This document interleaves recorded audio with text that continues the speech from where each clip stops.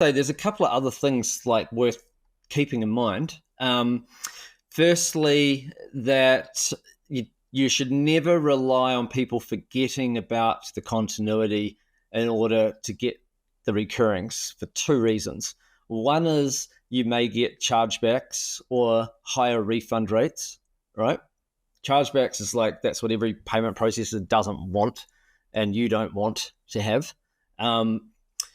And two, you're never going to get past about 3.5 months average retention.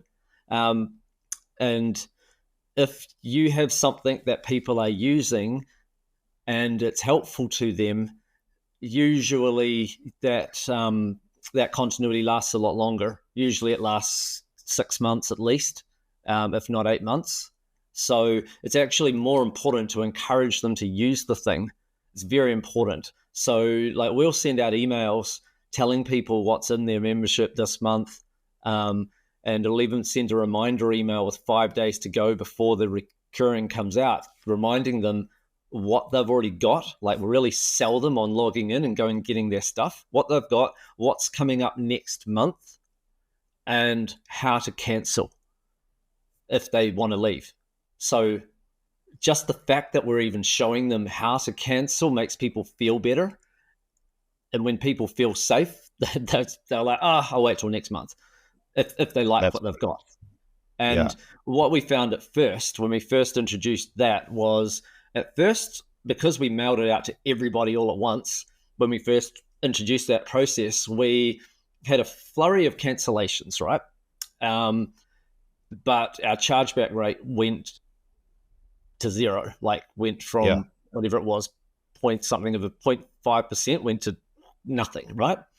Our refund rate went down, and then our average retention ended up staying the same. So it went down momentarily while things sort of played out because it was newly introduced, and then eventually our average retention rate went back to where it was. So all of that was like a wash. It was just better though because you had a lower chargeback rate, lower refund rate. Everyone's happier. So I think that's quite important, like long term, because if you don't want to get in trouble with your payment processors, you don't want anyone upset as a customer, and you want to scale further. All of these sort of things matter. So I thought I'd just mention that. Yeah, absolutely. And you also mentioned there that the one example of the type of continuity offers that you offer. I actually learned about that kind of like email coaching type thing from email coaching. Yeah, there's Performance Golf have an upsell in their funnel where they say, hey, we have these PGA like golf trainers. So for $97 a month, you can go out onto the golf course, have your buddy record you, hitting the ball, send that recording to us, and we'll have this PGA like trainer critique your swing and send you feedback on like what you need to do to improve your swing. And you just mentioned there the whole dog thing, like, join our community or something like that. You can hang out with our dog trainers and, get advice. That is so universally appealing to people, to have the option to be able to, communicate, receive advice, coaching, get your questions answered by an expert in the field. It's such a universally appealing upsell that is applicable to so many different funnels and so many different niches out there. And I always say to guys, do you know how easy it is to go to a website like Upwork and hire, a coach in a particular industry? Like, let's say you're in the weight loss industry. Do you know how many nutritionists there are? If you're in the personal development niche, do you know how many like life coaches there are available? Like, it's very, very easy to put an upsell like that together, very easy to staff that type of upsell and make a lot of money, offering something like that, because people have a natural desire to be in contact and get support from experts. I first offered that kind of upsell back in, must have been the year 2000 maybe 2001. Yeah, 2001, something like that. I started in 1999, but I had my first product online in the year 2000, and then 2001 probably when we added stuff like that, like email consultations and stuff like that. And we found that while people liked the idea of it, only one in every, at that time anyway, only one in every 10 customers actually took advantage of that. It's not like they didn't receive other things as well.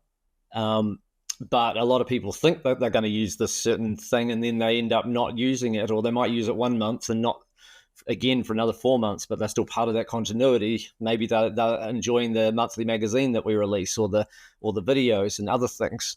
But don't think you're going to be inundated with support. It's not. Yeah. People just like the security of knowing that it's there, that they have the help if and when needed.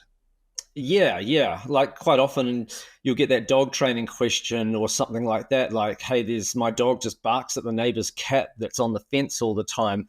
And yet the neighbor gets annoyed that the dog barks, but that's their cat's on the fence. And what do we do about it? And, you end up helping them resolve that situation, or at least come up with a meaningful solution. And then next thing you know, they're really happy with it, but you don't hear from them again, but they're still your member for ages, and then maybe you hear from them a year later about something else. But I'm just saying that it's not like every single member that buys ends up messaging you like every single week or something. People worry about that sort of thing with that kind of bonus, but it just doesn't tend to play out like that. Yeah, exactly. By the way, if you're enjoying the show, and I hope that you are, if you have watched this far into the show, then just a quick reminder, go ahead, press the like button, subscribe to this channel for more useful monetization tips. We've got tons coming your way, and turn on notifications so you don't miss all of the great tips coming in future episodes. Every single episode contains $1,000,000 ideas. And of course, thank you for sharing this episode with your friends and colleagues. I really appreciate it. I'm always impressed by how much you've got going on, Mark. And when I speak to others who also know you, everybody that knows you is like, I just don't know how that guy does so much. Like you've got so many deals going on. You've got so many sales funnels out there. You're involved in so many different niches. How do you get so much done? How do you get through so much work? It's not that much. It's more that I've been around a long time, and some of these sites have been around ages and took on lives of their own. So sometimes there could be a website of mine that I haven't really done a lot on personally, but maybe my staff are running quite nicely for me.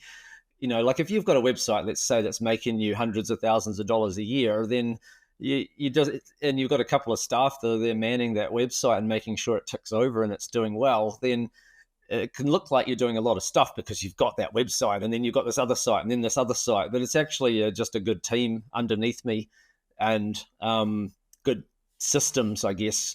I try to make sure things are repeatable, and then if I learn something new, I record a video and send it out to the team, make sure everyone knows exactly how to do this new process or something like that.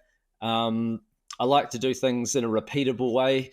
If I have a lot of niche products and they were all run very differently from each other, it would be hard to manage. But if they all have a lot of parallels with each other, then it becomes an easy system for anyone in the team to sort of plug into, even though one site might be dog training and another site might be to do with self-hypnosis tracks or something else.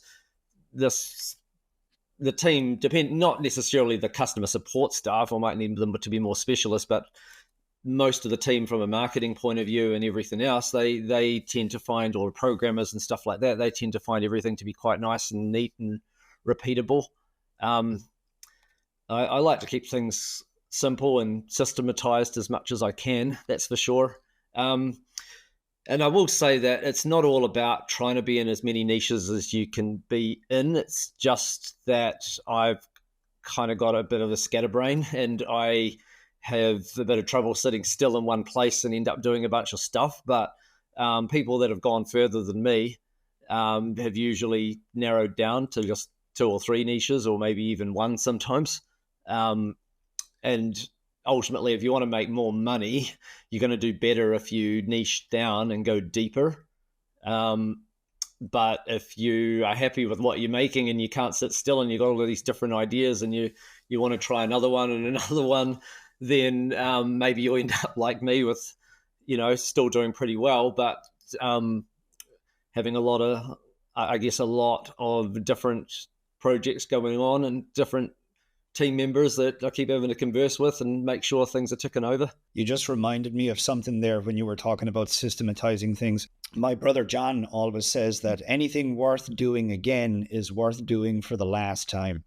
And what he means is, to give you an example, like from an email campaign perspective, if you know you're going to be using an email campaign like this again and again and again and again and again, it's worth setting it up in a way where you set it up as like a systematized thing and create a training about it so that you can pass that training over to everybody else on your team.